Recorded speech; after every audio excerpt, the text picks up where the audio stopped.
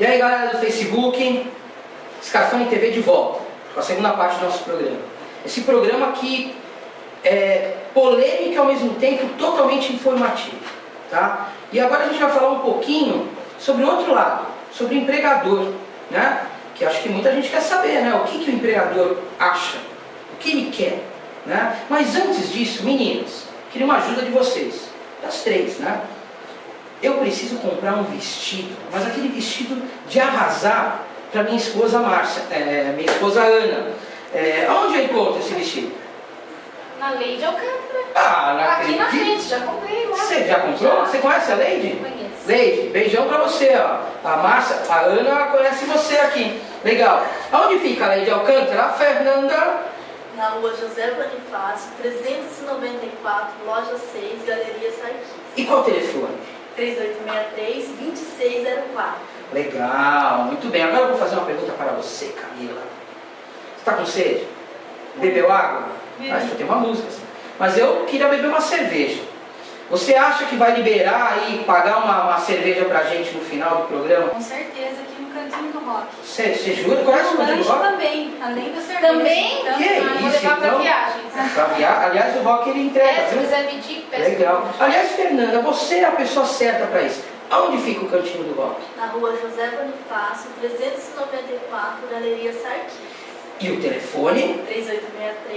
3863-0279. Fê, eu preciso da tua ajuda aí. Qual é a primeira pergunta que a gente tem para fazer para as duas beldades do recurso humano? Será que o empregador sabe treinar seus funcionários para poder cobrar Posteriormente, as atuações imperfeitas? o que acontece? Que a gente percebe. Será que o contratante, ele treina bem o funcionário dele para poder cobrar o que o funcionário está de repente pecando? Vamos pensar não só na empresa. Tem empresa que a gente sabe que tem hierarquia, tem um comando atrás do comando. Mas, por exemplo, numa loja, num estabelecimento comercial, que tem a vendedora, será que o dono do estabelecimento, que contratou aquela vendedora, sabe treinar aquela vendedora para poder cobrar depois? É difícil falar que não sabe, mas é assim. Eu já trabalhei no segmento de serviço, né, e para empresa que vende, inclusive, roupa, vestuário, essas coisas, e assim, não é que não sabe cobrar. Muitas vezes se cobra e não treinou, que é a diferença. Você cobrar, você tem que ter treinado, capacitado. Então o funcionário, o empregado, ele tem que saber o que ele tem para fazer. Então o treinamento é fundamental. É por isso que é preferível você ficar uma semana treinando, ou uns dias treinando e botar a pessoa para trabalhar. No comércio isso é fundamental ainda. Porque uma vez feita uma ação inadequada, imperfeita, como você colocou ali, depois é difícil corrigir, porque você perde o cliente, às vezes não sabe nem por que perdeu. Então o treinar é fundamental. Então você só pode cobrar se você treinou e capacitou, senão fica difícil, né, Camila? Como é que você vai fazer? Isso.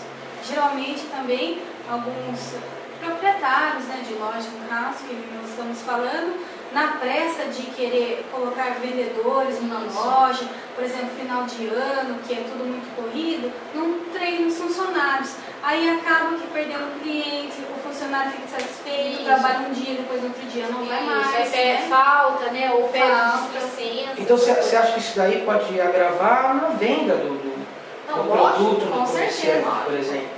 Legal. E na visão de uma empresa, isso também acontece? É a mesma coisa, acho que independente da área que a pessoa trabalha. Porque todo mundo tem um cliente. Não é? Você não precisa trabalhar na área comercial para ter um cliente. Você trabalha numa área de prestação de serviço interna, os seus clientes são os gerentes. A prestação de serviço é o mesmo, você tem que dar prazo, você tem que dar informações. Então, assim, o conceito é o mesmo, independente de se é área comercial ou não. Tá.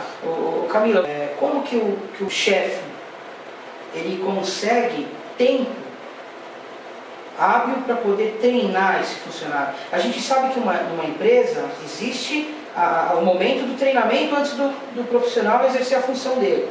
Mas pensando no lado de serviços, como que o proprietário do estabelecimento consegue ter tempo hábil? Que é o que você acabou de falar, aqui agora, final de ano.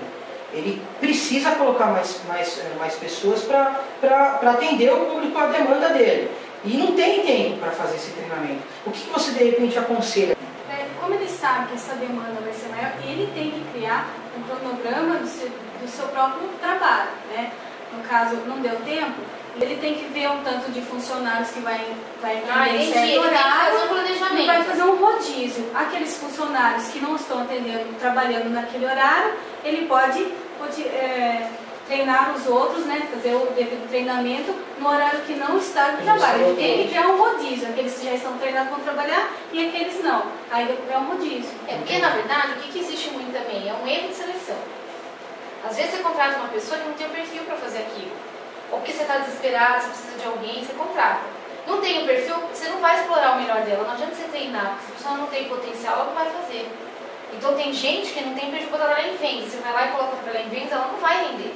Então não há treinamento no mundo que aguente. Então assim, o recrutamento é a parte fundamental disso. Porque aí não é bom nem para um lado nem para o outro, porque fica sofrível para a pessoa ir trabalhar também. Ela vai porque ela está precisando, mas às vezes ela não tem vontade de trabalhar.